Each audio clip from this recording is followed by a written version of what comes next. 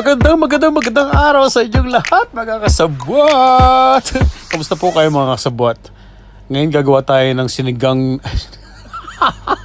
Ay, nagawa mo. Hindi pa naman tapos yun. Pero nagawa ko na kasi yun. Inulam na namin ng sister ko. Pero ngayong araw na ito, gagawa tayo ng seafood pakbet. At ito mga kailangan natin, mga kasabwat. Isang malaking pusit or octopus.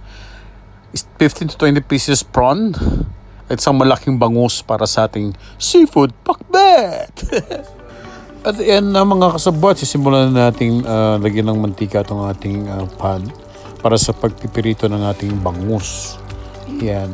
Sa pagluto ng seafood pakbet, kailangan natin munang pirituin yung bangus.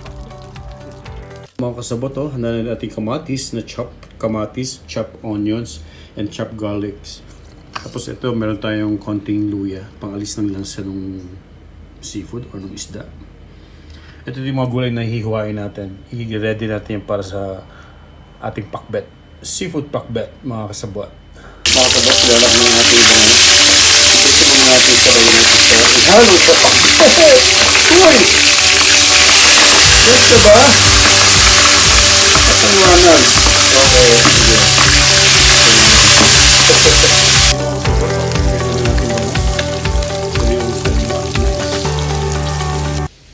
Ito na mga kasabot yung ating mga ingredients para sa ating seafood pakbet.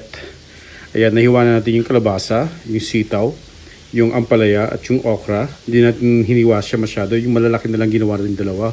Pero yung karamihan, buo siya. Tinanggal lang natin ang ulo at yung buntot niya.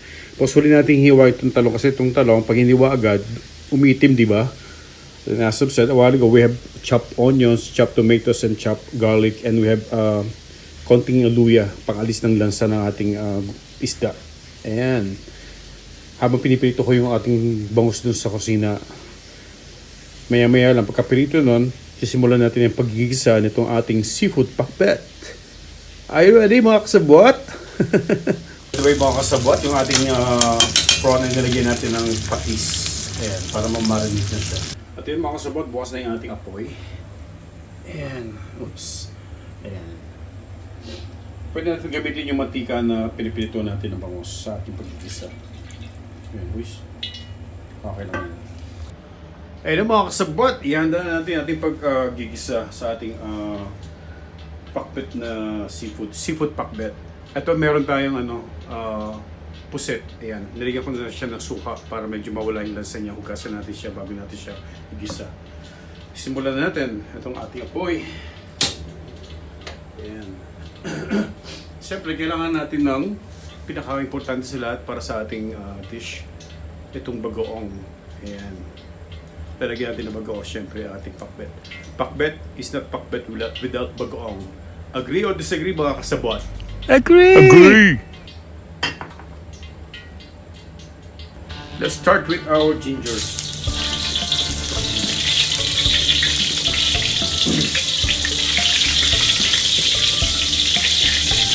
Kumbaga pampapangutong ginger, kaya medyo nahilaw natin para yung ginger ay kumalit na sa mantika.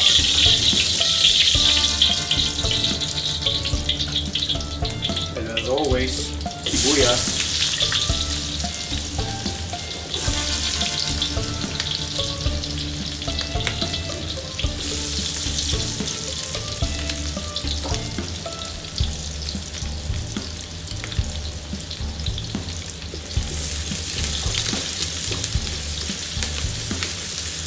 Yung mantika ginamit natin yung pinagpirituan ng isda para yung lasa rin ng isda nasa mantika na rin, diba? Para lasang-sal natin yung lasa. Tapos ngayon lagyan natin yung bawang.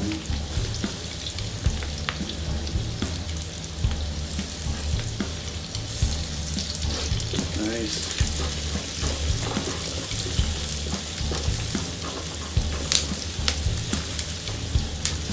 Okay ba kayo dyan, mga kasabwat?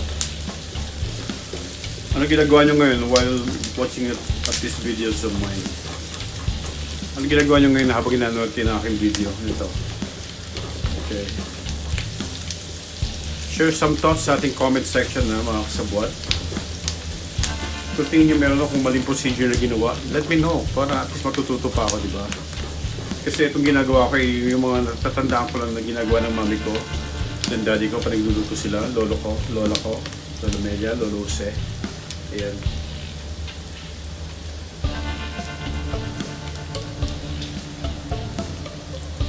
Siyempre yung ating kamatis. Gagawin pa ba tayo? Ayan, kamatis. This time, we need to cook the tomato talaga. Kailangan luto-luto siya para hindi siya mapanis agad yung ating kainin. Kasi mukhang marami to at hindi namin maubos ng isang kainan lang. So at least mga 2 o 3 beses pa.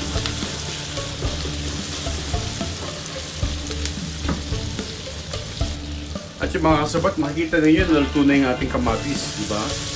Medyo nadudurog-durog na siya at hindi na siya halos makita. Ngayon, lalagyan natin yung ating mga seafood, yung ating nilagyan na patis na prawn. Ayan. Pati yung ating pusit. Igigisa natin siya para talagang mawala yung kanyang lansa. Wow! Looks good, no, mga kasabwat? Oh, excited na ako. Tikman ko talaga. Ayan, mga kasabwat. Grabe! Ang sarap niya ng tignan, di ba? Parang ito palang gusto mo ng ulamin. Actually, lagyan mo lang siya ng maraming bawang. Eh di ano na siya, garlic shrimp na siya. Tsaka ano, pusit, di ba? Tapos butter. Pwede na yan. Pwede nang kainin to, nang ganun lang. Pero kasi ngayon, araw na to, ay gagawa tayo ng seafood pakbet. Kaya, ayun ang gagawin talaga natin. Huwag tayo lumayo sa ating gagawin talaga para maging successful. Successful. Ayan. At ngayon mga kasabot, inaahon ko na itong ating prawn at saka pusit para makapag-isa na tayo ng ating mga gulay. Ayan. Oops! Uy, may tumalon! Ay nahulog! Log! Loaded ko yung sayang. Alright. Shout out to all my kasabwat! Hello! Ilagyan natin yung ating mga gulay. Pwede natin siya sabay-sabay kasi matitigas naman lahat ng mga gulay na to. So sabay-sabay natin siya ilalagay. Sa iyo rin masyadong lutong-luto yung kalabasa kaya sinabay ko na siya sa mga gulay talaga. Gusto ko yung medyo matigas-tigas pa siya, yung makunat-kunat pa siya pag naluto na. Ayan, no? Sarap. Grabe. Yan yung mga kasabwat. Lutuin lang natin yung gulay tapos ihalo natin yung mga sangkap. Oh wait, meron pa tayo isa pang gulay na hindi pa natin ready kasi ayokong umitim siya. Mga kasabwat, grabe. Itsura pala yun, parang ang sarap-sarap na niya. Siyempre yung ating magic, walang sarap to kung walang magic eh. Hindi. Kasi Ben, mas maano pa siya. Mas matadadigan pa yung sarap niya pag gumagamit tayo ng magic sarap. So, pero optional naman yung mga kasabwat. Kung may allergies kayo sa mga ganun-ganun, pwede nyo nilagyan. Ito marami na tayo nilagyan na sibuyas at kamatis. Yun na yung maglalasa talaga sa kanya. And besides, we have the bagoong. Yung bagoong pa lang ay talagang wow. Yun na yung pakasarap talaga natin niluluto. Okay. It is essential na tinatakpan natin yung ating niluluto para talagang maluto siya ng sabay-sabay. Okay mga kasabwat, titignan natin kung kumusta ng ating niluluto. Uy, wow, nice. Very, very nice.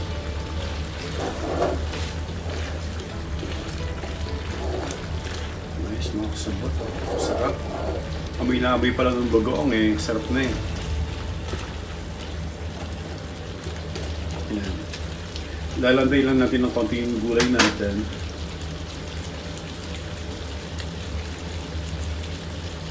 At dahil kami ng sister ko ay masiling kumain, lalagyan natin siya ng sili.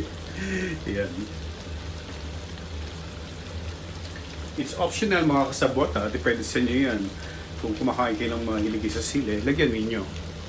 Ngayon mga kasabot, ilalagyan natin yung ating seafood, yung ating prawn at saka yung ating pusit. Kasi medyo naluluto na yung ating at ngayon yung ating talong din, lalagyan na rin natin para sabay-sabay na siyang sakto na maluto. Ayan o, mga kasabwat. Grabe. Itsura pa lang parang wow. Sarap ng kumain, di ba? Sarap pa pa. meron pa tayong bangus. Nilalagay natin sa ibabaw niya mamaya.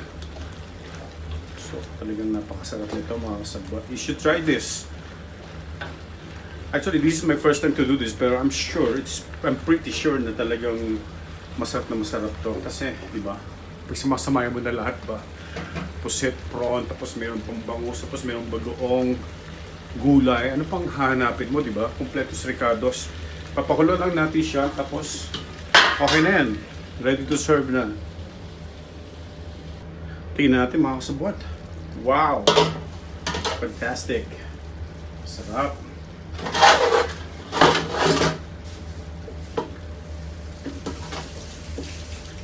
Wow! Grabe mga kasabwat. O, itsura pa lang niya. Napakasarap na niya. Siyempre time to time haluin natin kasi baka... At this time mga kasabwat, nawalan ng gasol. Kaya tinapang ko na lang siya hanggang sa bago siya kainin. Kaya ko lang siya binuksan ulit. Tama-tama. Sakto. Perfect yung pagkakaluto. Kain tayo mga kasabwat. At iyan na mga kasabwat. Luto na ang ating seafood pakbet. Lagyan natin sa plato. Maya-maya. Ito na mga kasabwat. Luto na ang ating pakbet. Seafood pakbet. Oh my god. Sarap mga kasabwat. You should try this. Ayan, ating prawn, ating bangus, ito ating pusit na nandiyan sa loob. Siyempre natin, kompletong gulay na ating pakbet. Ang sarap-sarap po. Kain tayo.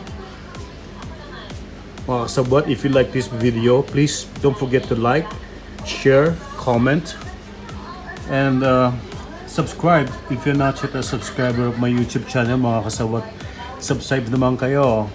Tapos, don't forget to click the notification bell para yung mga bagong-bagong videos ko ay makita ninyo. Maraming salamat. Keep watching my videos. God bless you all.